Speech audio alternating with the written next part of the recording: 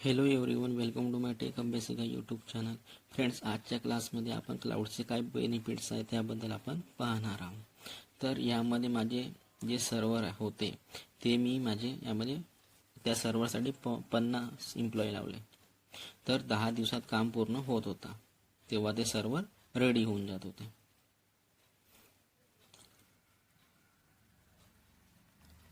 तर क्लाउडवर असं समजा की 5 मिनिटच्या आतमध्ये 50 सर्व्हर रेडी होऊन जातात. कारण की जेव्हा आपण EC2 मशीन लावतो, क्रिएट करतो, तर तेव्हा त्यामध्ये आपण डायरेक्ट नंबर डिफाईन करून दिला तर 5 मिनिटामध्ये ते क्रिएट होऊन जातात. आणि जे AWSचे यूज करतात तर त्यांना माहिती असणार की कशा पद्धतीने सर्व्हर रेडी केले जातात. ज्यांनी AWSवर काम करत आहे त्यांना माहीत आहे की किती वेळ लागतो आणि कशा पद्धतीमध्ये ह्या गोष्टी क्लाउडमुळे पॉसिबल आहे. आणि ह्या क्लाउडमुळेच ह्या गोष्टी पॉसिबल आहे. तर जास्ती 5-10 मिनिट, 5-7 मिनिटं खूप झालं लागतो. आता ते नेटच्या स्पीडवर डिपेंड राहते ह्या गोष्टी. क्लाउड जो आहे, तर असे काही लोक आहेत ज्यांना माहिती नसणार की क्लाउड काय आहे. आताच्या तारखेला आता मी जस्ट सांगितलं की ह्या गोष्टी क्लाउड मधून घेऊ शकता, जसं की नेटवर्क मेंटेनन्स वगैरे. आणि ह्या सर्व गोष्टी आपल्याला क्लाउडमुळेच पॉसिबल झालेल्या आहेत. तर आता माहीत नसणार की क्लाउड काय आहे. तर क्लाउड एक प्रकारचं असं प्रकारचं प्लॅटफॉर्म आहे, याला आपण म्हणू शकतो की आपल्याला आपला इन्फ्रास्ट्रक्चर यामधून आपल्याला मिळत आहे. ज्या गोष्टी पण आपल्याला पाहिजे, नेटवर्क, राउटर, स्विच, ह्या त्या सर्व गोष्टी, फायरवॉल वगैरे, ऑपरेटिंग सिस्टीम वगैरे, ह्या सर्व गोष्टी आपल्याला क्लाउडमधून मिळत आहे. फक्त इन्फ्रास्ट्रक्चर नाही मिळत आहे, क्लाउड आपल्याला 3 गोष्टी देत आहे. त्या आपण गोष्टी सांगून देतो. क्लाउड आपल्याला 3 गोष्टी प्रोव्हाइड करतात. प्लॅटफॉर्म, ज्यामध्ये पहिले असतो इन्फ्रास्ट्रक्चर ॲज अ सर्व्हिस, म्हणजे इन्फ्रा मिळत आहे.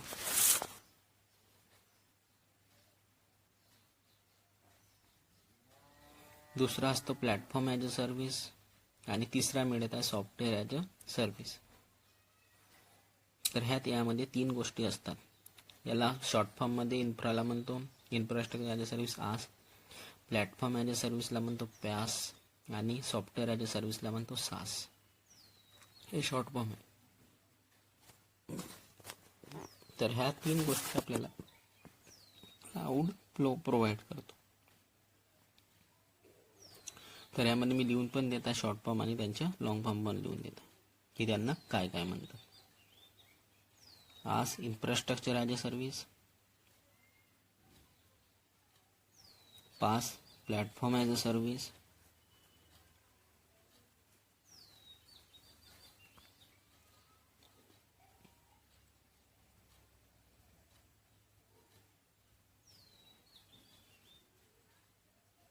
आणि सास आणि सॉफ्टवेअर ॲज अ सर्व्हिस.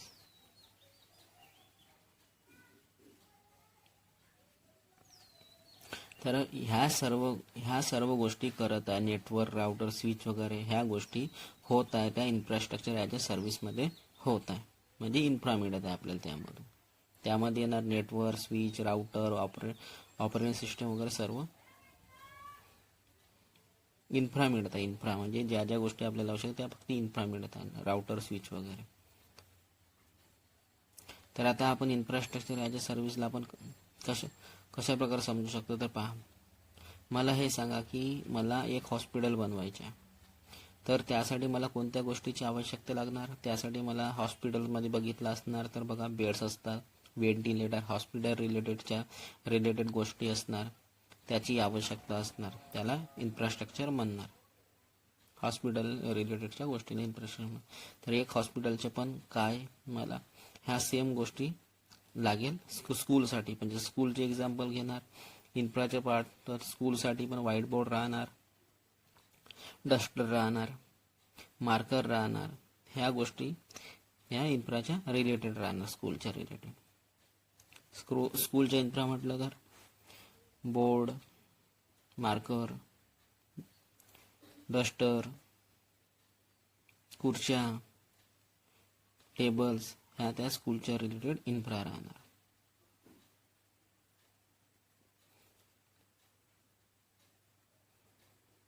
ज्या आपण स्कूलच्या रिलेटेड गोष्टी आहेत.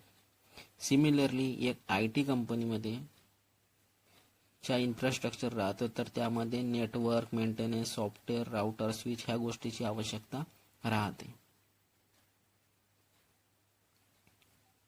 ह्या सर्व गोष्टी क्लाउड आपल्याला देतात. IT स्ट्रक्चर बद्दल आता गोष्ट समजली असणार. ITची इन्फ्रा म्हटलं तर router, switch, AC, electricity, server, computers ह्या त्या ITच्या इन्फ्रा राहतात. तर आता इन्फ्राबद्दल ह्या गोष्टी समजल्या असणार.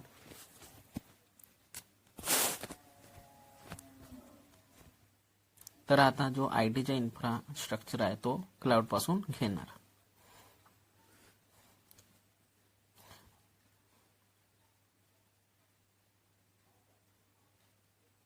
ज्या गोष्टी हार्डवेअरच्या रिलेटेड होते त्या गोष्टी आपल्याला क्लाउड पासूनच मिळत आहे.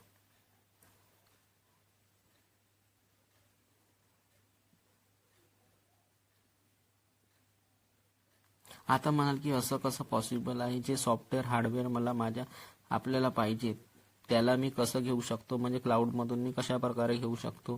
तर पहा, क्लाउडमध्ये जो सर्व्हर आहे तो कुठेतरी ठेवला असणार, तो AWSच्या डेटा सेंटरमध्ये ठेवला असणार. त्याची गोष्ट करणार तर त्यामध्ये ठेवला असणार, परंतु त्याला कशा प्रकारे यूज करू शकतो, जसं की नेटवर्क, राउटर, स्विच यामध्ये यूज केले जाते.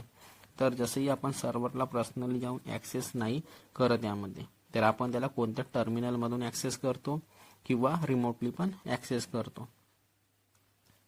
ठीक आहे. आता तुम्ही बघा, कोणतरी डेटा सेंटर सर्व्हर आहे, डायरेक्ट ॲक्सेस करता का डेटा सेंटरमध्ये? नाही, आपण रिमोटली ॲक्सेस करतो किंवा टर्मिनलवरून ॲक्सेस करतो. तर क्लाउड पण आपल्याला डेटा सेंटरमधूनच ह्या गोष्टी ॲलोकेट करून देत आहे. यासाठी आपल्याला त्यामध्ये जाण्याची गरज नाही आहे. आपल्याला फक्त AWS मध्ये अकाउंट क्रिएट करायचे आहे.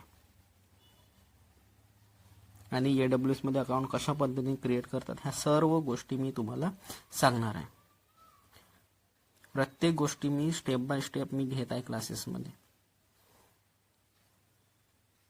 आणि अशा पद्धतीने कोणीही नाही सांगणार.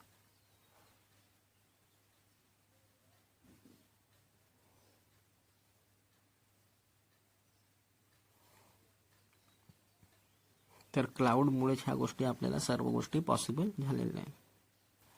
फक्त यासाठी आपल्याला AWS वर अकाउंट बनवावं लागणार, आणि ज्या पद्धतीने आपण यूज करणार त्यानुसार बिल देणार, आणि त्यामध्ये आपण या सर्व गोष्टी ॲक्सेस करू शकणार. आणि हे 1-2 क्लास झाल्यानंतर याच्यानंतर मी AWSचे अकाउंट कशा पद्धतीने बनवतात यानंतर तो व्हिडिओ पण अपलोड करून देणार.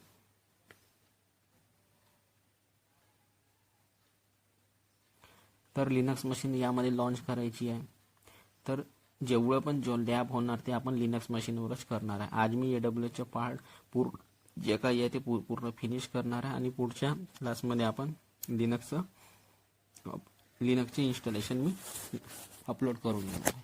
तर हा बेसिक क्लास आहे, लोकांच्या पहिल्यापासून माहिती असणार की जे पण याची पण रिव्हिजन होऊन जाणार, आणि नवीन आहे त्यांच्यासाठी पण ह्या गोष्टी इनफ आहे.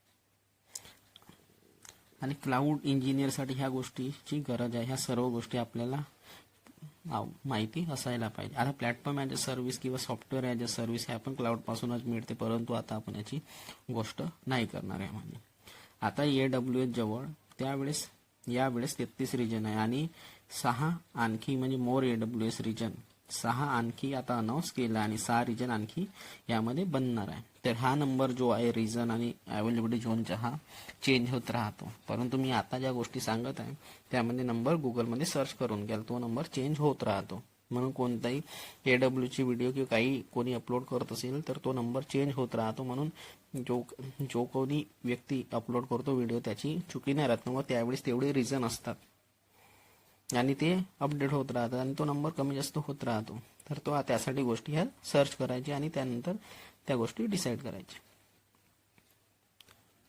तर 105 अवेलेबिलिटी झोन आतापर्यंत आहेत, आणि 18 आणखी अनाऊन्स केलेले आहेत अवेलेबिलिटी झोनला. आणि टोटल मिळून आतापर्यंत AWS मध्ये 33 रिजन प्लस 6 आणखी ॲड होणार आहे आणि 105 अवेलेबिलिटी झोन म्हणजे AZ प्लस 18 आणखी ॲड होणार आहे. तर आता रिजन आणि AZ ह्या दोन टर्म समजणं खूप गरजेचं आहे. तर रिजन कशाला म्हणतात आणि अवेलेबिलिटी झोन कशाला म्हणतात ह्या गोष्टी आपल्याला समजणे यामध्ये गरजेचे आहे. AZ म्हणजे अवेलेबिलिटी झोन शॉर्ट फॉर्म लिहित आहे. तर रिजन काय होते आणि अवेलेबिलिटी झोन काय होते त्याबद्दल मी सांगतो. AWSनी जो इन्फ्रास्ट्रक्चर आहे, जो AWSचे इन्फ्रास्ट्रक्चर आहे, हे म्हणतात की माझ्या जवळून ह्या सर्व गोष्टी घ्या. ते यांनी जगात 33 देशात यांनी डिप्लॉय केला आहे, वेगवेगळ्या कंट्रीमध्ये ठेवलेला आहे. याच्याने काय बेनिफिट होतो की ज्या वेगवेगळ्या देशामध्ये त्यांनी ठेवलेले आहेत इन्फ्रास्ट्रक्चरला, तर याच्याने फायदा काय होतो की म्हणजे 33 रिजनमध्ये यांनी वेगवेगळ्या प्रकारे आपलं डेटा सेंटर ठेवलेलं आहे. त्याच्याने बेनिफिट काय ते एका जागी ठेवलं तर काय होणार तर पहा, US, UK, इंडिया. तर सपोज या जगाचा नकाशा आहे, यामध्ये US कंट्री आहे, यामध्ये इंडिया आहे आणि UK आहे. तर आता इंडियाला व्यक्ती इथून क्लाउडवर सर्व्हर घेतो. सपोज याच्याजवळ एक डेटा सेंटर आहे, एकाच रिजनमध्ये याचे सर्व डेटा सेंटर आहे US आतमध्ये. तर आता इंडियामधला व्यक्ती जो आहे, जेव्हा US मध्ये सर्व्हर घेणार आणि USच्या सर्व्हरवर सर्व काम करणार, तर त्याचे जे कस्टमर आहेत इंडियामध्ये त्यांची रिक्वेस्ट नेहमी US मधून ॲक्सेस होणार, कारण सर्व्हर त्यामध्ये क्रिएट झालेलं आहे. सर्व्हर म्हणजे त्यामध्ये सर्व्हर आहे. तर जशी की माझी वेबसाईट आहे जे US मध्ये आहे, आता त्याचा जो टाइम आहे तो खूप जास्त लागत आहे त्यामध्ये ॲक्सेस करायला, कारण त्यांना जो रिस्पॉन्स टाइम आहे तो खूप स्लो आहे, कारण सर्व्हर खूप दूर आहे माझ्यापासून. तर यामध्ये जो रिस्पॉन्स टाइम आहे तो खूप जास्त लागत आहे. तर आता याच गोष्टीला कमी करण्यासाठी यांनी जगात 33 देशात वेगवेगळ्या ठिकाणी आपले डेटा सेंटर बनवलेले आहेत.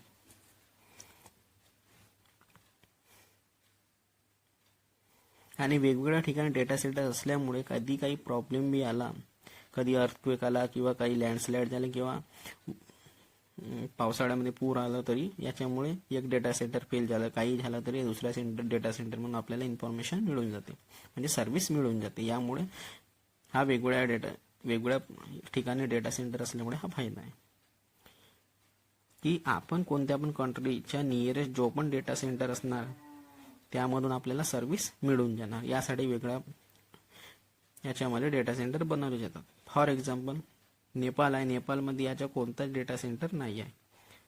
तर नेपाळ कुठे बनवणार, नियरेस्टमध्ये जो पण डेटा सेंटर आहे, जसं मुंबईमध्ये आहे, तर ज्या पण कंट्रीमध्ये नाही आहे तर तो त्याच्या नियरेस्ट बनवणार. तर यांनी पूर्ण जगात या प्रकारे 33 रिजनमध्ये डेटा सेंटर क्रिएट केलेले आहे आणि त्यामधूनच आपल्याला सर्व्हिस प्रोव्हाइड होत आहे. म्हणून आपल्याला रिस्पॉन्स टाइम खूप फास्ट मिळतो. म्हणजे जी पण आपल्याला सर्व्हिस जसे मिळत आहे, जसं आपलं मुंबई जवळ आहे तर आपल्याला मुंबईमधून सर्व्हिस मिळून जाईल डेटा सेंटरमधून, तर ही खूप फास्ट रिस्पॉन्स मिळतो जवळच्या डेटा सेंटरमधून सर्व्हिस मिळत आहे.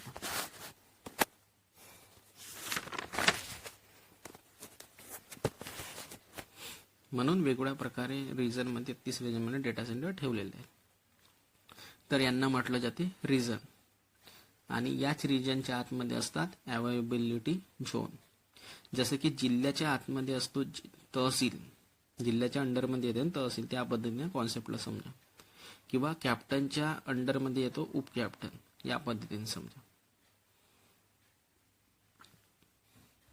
तर रिजन आपल्यामध्ये असं काही नाही, रिजनचे मिनिंग असं काही नाही आहे की रिजनचे मिनिंग फक्त एक कंट्री आहे ज्यामध्ये त्याचे डेटा सेंटर अवेलेबल आहेत. परंतु जे डेटा सेंटर आहे ते ॲक्च्युली अवेलेबिलिटी झोनच्या आतमध्ये असतात. ह्या गोष्टी समजल्या असणार.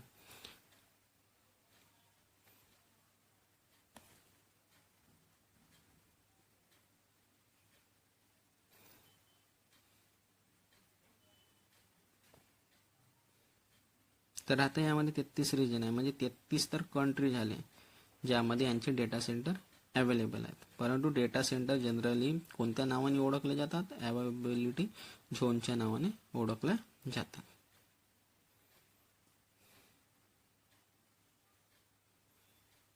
जनरली प्रत्येक कंट्रीमध्ये मिनिमम 2 अवेलेबिलिटी झोन असतात. आणि मिळणार, आणि 2 अवेलेबिलिटी झोन मिळणार आणि मॅक्झिमम 6 अवेलेबिलिटी झोन मिळणार. म्हणजे मिनिमम 2 आणि मॅक्झिमम 6 मिळणार.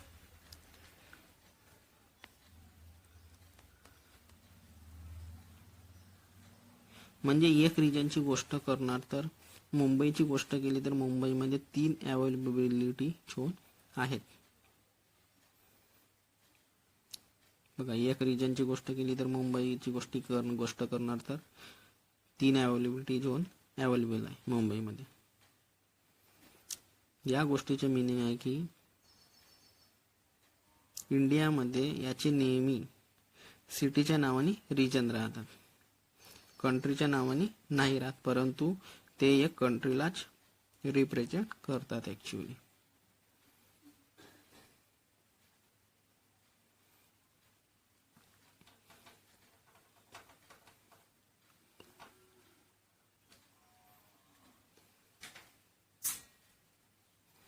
तर पहा, तर या गोष्टीचं मिनिंग काय आहे की इंडियामध्ये याला नेहमी सिटीच्या नावानेच रिजन राहतात. जे काही रिजन राहतात ते सिटीच्याच नावाने रिजन राहतात. आणि AWS मध्ये सर्च करून पाहिलं तर सिटीच्याच नावाने तुम्हाला रिजन दिसणार, पण कंट्रीच्या नावाने नाही राहत, परंतु ते एक कंट्रीलाच रिप्रेझेंट करतात ॲक्च्युअली. इंडियामध्ये किती रिजन आहे, किती अवेलेबिलिटी झोन आहे सर्च कराल तर त्यामध्ये आपल्याला समजून जाणार, परंतु ते कंट्रीलाच रिप्रेझेंट करतात. तर जनरली मुंबई रिजनचे नाव आहे, पण कंट्री इंडिया आहे, तर इंडियासाठी जो रिजन आहे त्याचे नाव मुंबई दिलेलं आहे.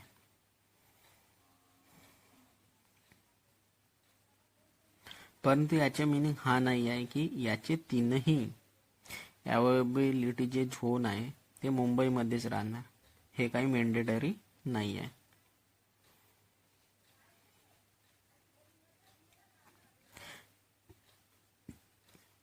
हे सांगत नाही, डिस्क्लोज नाही करत की आमचे डेटा सेंटर कुठे आहेत सिक्युरिटी रिझनमुळे.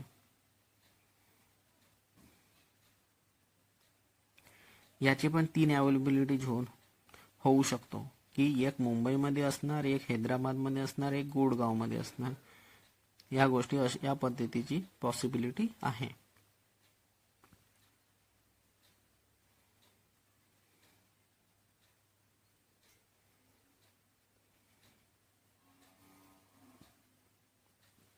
मी पूर्णपणे डाऊट क्लिअर करत आहे की कशा पद्धतीने का बरं वेगवेगळ्या ठिकाणी असतात, का बरं ह्या गोष्टी असतात, ह्या पद्धतीने सांगणार.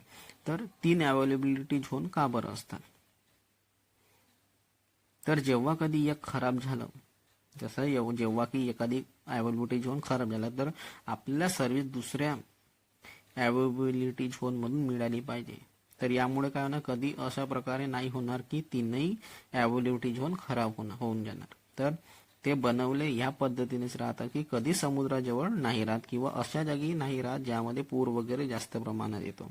या सर्व गोष्टीचा विचार केला जातो एक डेटा सेंटरला बनवण्यासाठी. इवन या गोष्टीचा पण विचार केला जातो की इलेक्ट्रिसिटी प्रॉपर असली पाहिजे, जिथे सिक्युरिटी पूर्ण प्रमाणात असणार, ज्यामध्ये एम्प्लॉई असणार, त्याचा पूर्ण विचार केला जातो. सिक्युरिटीच्या या सर्व गोष्टी लक्षात ठेवून हे अवेलेबिलिटी झोन बनवले जातात. पूर्ण गोष्टीचा विचार कोणती पण कंपनी करोडो रुपयाची बनवणार तर साहजिकच आहे की ह्या गोष्टीचा सर्व विचार करण्यात येणार. कारण की आपण 10 रुपयाची वस्तू घेतो तर किती विचार करून घेतो, त्या पद्धतीने यांची तर करोडो रुपयाचे असतात. तर त्यांना पण माहिती असते की आपण जसं दुसऱ्याला सर्व्हिस प्रोव्हाइड करतात तर चांगल्या पद्धतीनेच प्रोव्हाइड केली पाहिजे. कारण की जो सर्व्हिस लेवर ॲग्रीमेंट केला राहतो त्याच्यामध्ये काही प्रॉब्लेम झाला तर त्यांना पे पण करावं लागतो, त्याला SLA म्हणतात. तर अवेलेबिलिटी झोनच्या आतमध्ये नेटवर्क, राउटर, स्विच, मेंटेनन्स ह्या सर्व गोष्टी असतात. याला आपण आताच डिस्कस केले होतं.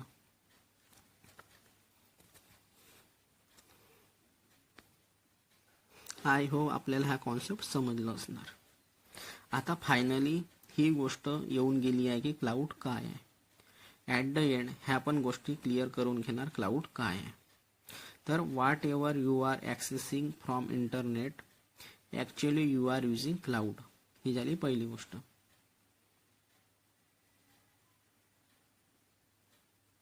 आपण क्लाउडला जेव्हा ॲक्सेस करणार तर तेव्हा आपण इंटरनेटच्या माध्यमातूनच ॲक्सेस करणार. विदाऊट इंटरनेट आपण ॲक्सेस नाही करू शकत. क्लाउडला एक मॅन्डेटरी गोष्ट आहे की क्लाउडला ॲक्सेस करण्यासाठी इंटरनेट आवश्यक राहतो. विदाऊट इंटरनेट आपण क्लाउडला ॲक्सेस नाही करू शकणार. तुम्ही बघा, कारण का इंटरनेटच्या माध्यमातूनच क्लाउड चालतो. तुम्ही करून बघा, ऑफलाईन यूज होतो काय तर डायरेक्ट एरर येणार. क्रोमच यूज नाही होणार त्याच्यामुळे.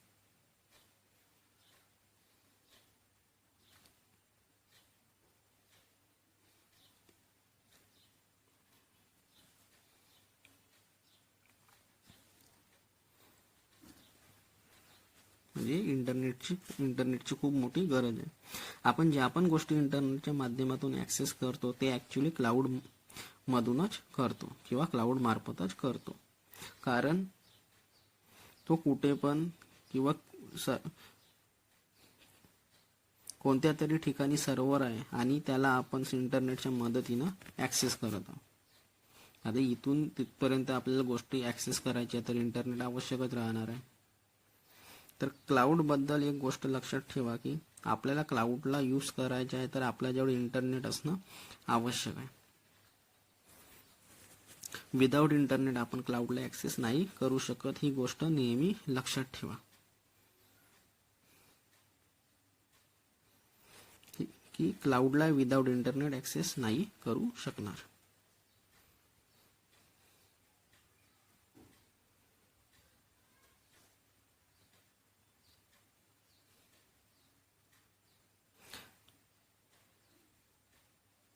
तर क्लाउडला एक टेक्नॉलॉजी म्हणू शकता किंवा इज अ टेक्निक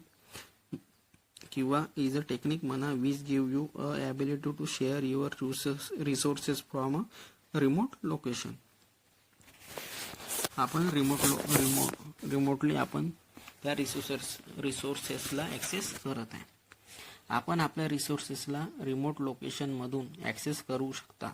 कोणत्या दुसऱ्या जागेवरून पण ॲक्सेस करू शकतो. क्लाउडमध्ये आपला डेटा अवेलेबल आहे. क्लाउडचं मिनिंग स्टोरेज नाही आहे. स्टोरेज नाही होत हे लक्षात ठेवा. क्लाउडचं मिनिंग सर्व्हर पण नाही होत. बघा, यामध्ये मी लिहून पण देतो.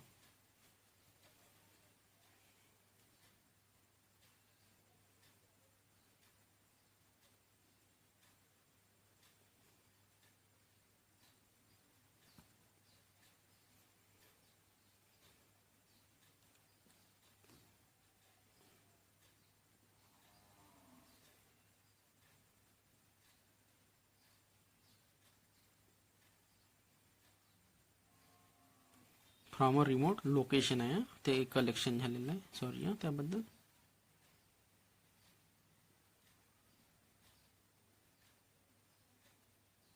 तो रिमोट लोकेशन आहे, कलेक्शन आहे. तर आपण आपल्या रिसोर्सला रिमोट लोकेशनवरून ॲक्सेस करू शकता. कोणत्या दुसऱ्या जागेवरून पण ॲक्सेस करू शकता. क्लाउडमध्ये आपला डेटा आहे. क्लाउडचं मिनिंग स्टोरेज नाही आहे, लक्षात ठेवा. क्लाउडचं मिनिंग सर्व्हर पण नाही आहे. काही लोकांना विचारलं जातं क्लाउड काय आहे, तर एक्झॅक्ट डेफिनेशन आपल्याला मिळून जाणार. गुगलमध्ये सर्च कराल तरी आपल्याला मिळून जाणार.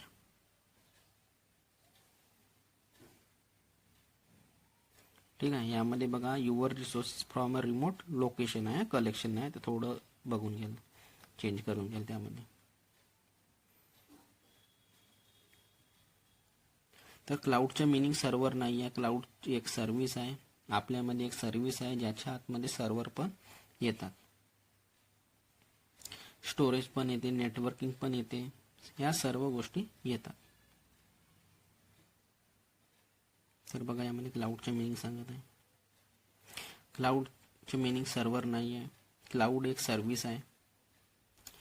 आपल्यामध्ये एक सर्व्हिस ज्याच्या आतमध्ये सर्व्हर पण येतात, स्टोरेज पण येते, नेटवर्किंग पण येते. या सर्व गोष्टी यामध्ये येते.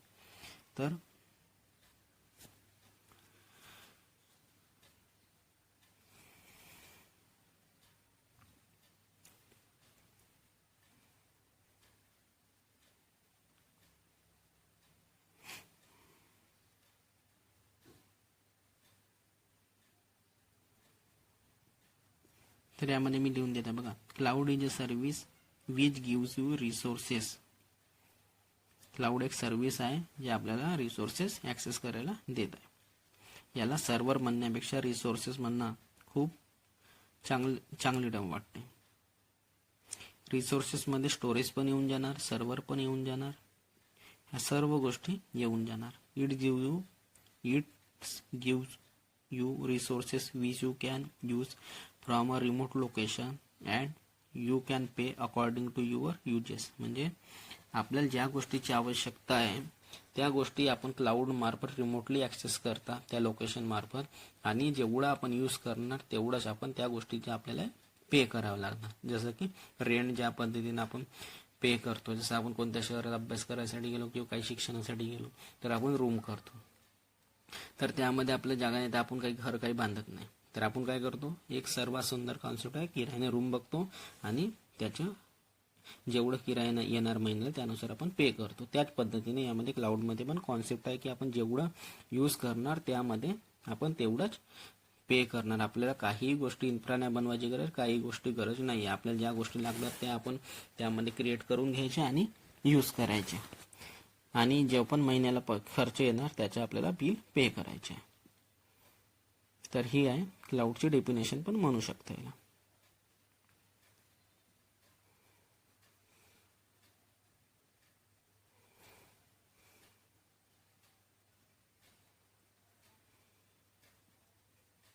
म्हणजे आपल्याला रिसोर्सेस देत आहे, आपण यूज करत आहोत, आपल्या अकॉर्डिंगनुसार रिमोटली ॲक्सेस करू त्या लोकेशनमधून, आणि ज्याचं जेवढं तो बिल येणार त्यानुसार आपण त्याला पे करत आहोत.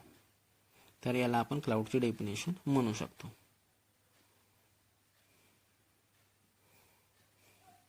आता पहा, आपल्याला क्लाउडमध्ये रिसोर्सेस मिळतात, ही गोष्ट क्लिअर झालेली आहे. ठीक आहे, रिसोर्सेस मिळतात आणि याच्या आपल्याला पे करायचा आहे, तो आपल्या त्यानुसार करायचा ज्यानुसार आपण त्या रिसोर्सेसला आपण यूज करत आहोत त्यानुसारच आपण पे करणार.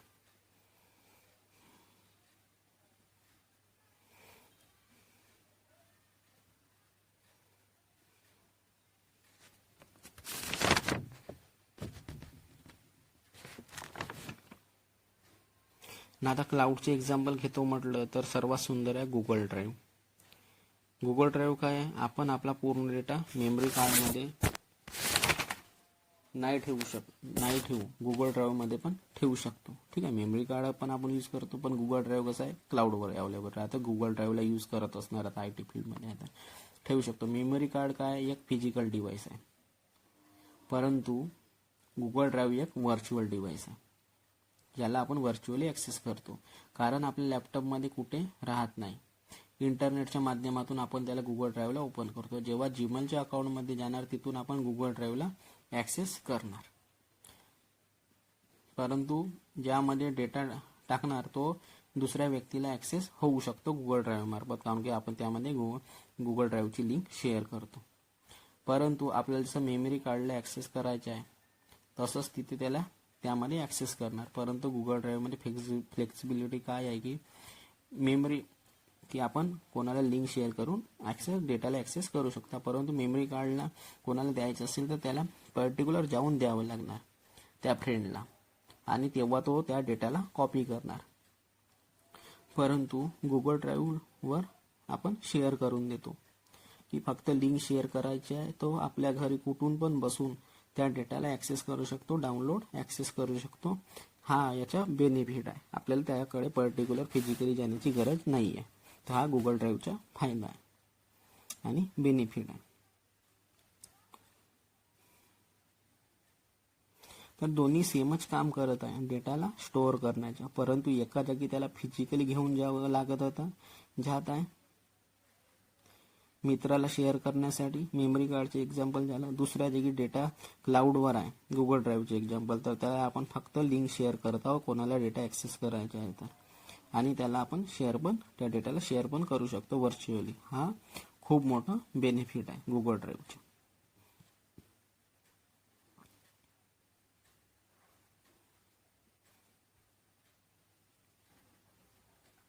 तर आता गुगल ड्राईव्ह आणि मेमरी कार्डमधला फिजिकल डिव्हाइस आणि व्हर्च्युअल डिव्हाइसमधला फरक समजला असणार की गुगल ड्राईव्ह एक क्लाउडचे एक्झाम्पल आहे की आपण याला व्हर्च्युअली ॲक्सेस करतो आणि कुणाला पण डेटा शेअर करू शकतो लिंक शेअर केल्याने. परंतु मेमरी कार्डचे एक्झाम्पल केला तर आपल्याला डेटा त्याला शेअर नाही करू शकत, त्याला फिजिकली येऊन तो मेमरी कार्ड घेऊन जावं लागेल ना, डेटा कॉपी करावं लागणार. तर ह्या गोष्टी आपल्याला आता समजलं असणार. व्हर्च्युअल ड्राईव्ह आणि फिजिकल, व्हर्च्युअल डिव्हाइस आणि फिजिकल डिव्हाइस मधला फरक आता समजला असणार. तर हा यामध्ये गुगल ड्राईव्हचे एक्झाम्पल आहे, क्लाउडचं एक्झाम्पल आहे आणि बेनिफिट आहे. तर ह्या गोष्टी आता आपल्याला समजलं असणार.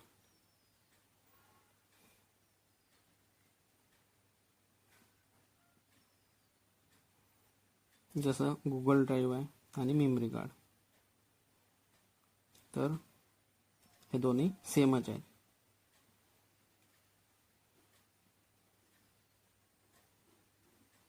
डेटा स्टोअर करण्यासाठी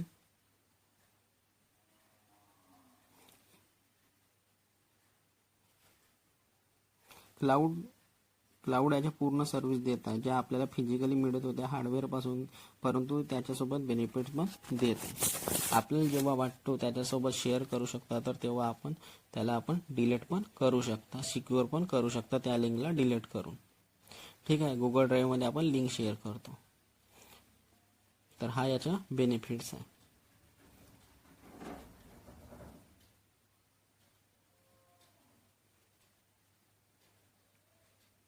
परंतु मेमरी कार्डला फिजिकल द्यावा लागतो आणि गुगल ड्राईव्ह मधली लिंक पण आपण डिलीट करू शकतो आणि त्याला सिक्युअर पण करू शकतो. तर हा त्याच्या क्लाउडचा बेनिफिट्स आहे आणि ही क्लाउडची सर्व्हिस आहे. गुगल ड्राईव्ह हा त्याचं एक्झाम्पल आहे क्लाउडचं. परंतु मेमरी कार्डला आपल्याला फिजिकली जाऊन द्यावा लागतो, त्याला जे पण करायचे आहे आणि डेटाला कॉपी करून घेतो, पूर्ण डेटा देऊन देतो. पण आपण आपल्या गुगल ड्राईव्हला सिक्युअर पण करू शकतो, डेटा शेअर पण करू शकतो. कुठून पण, इथून बसून आपण मुंबईला पण डेटा त्याला शेअर करू शकतो, कुठं जगात शेअर करू शकता लिंक शेअर केल्याने. हा या क्लाउडचा बेनिफिट्स आहे. तर आपल्याला क्लाउडचे काय बेनिफिट्स आहे याबद्दल आता आपल्याला समजलं असणार. आता समोरच्या क्लासमध्ये मी AWS मध्ये अकाउंट कशा पद्धतीने बनवायचे याच्या स्टेप्स सांगणार मॅन्युअली. त्यानंतर मी AWS मध्ये अकाउंट क्रिएट करून दाखवणार. तर ह्या गोष्टी मी सांगणार आहे.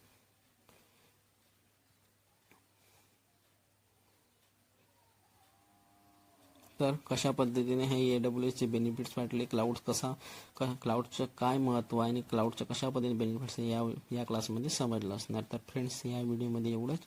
Bye bye friends.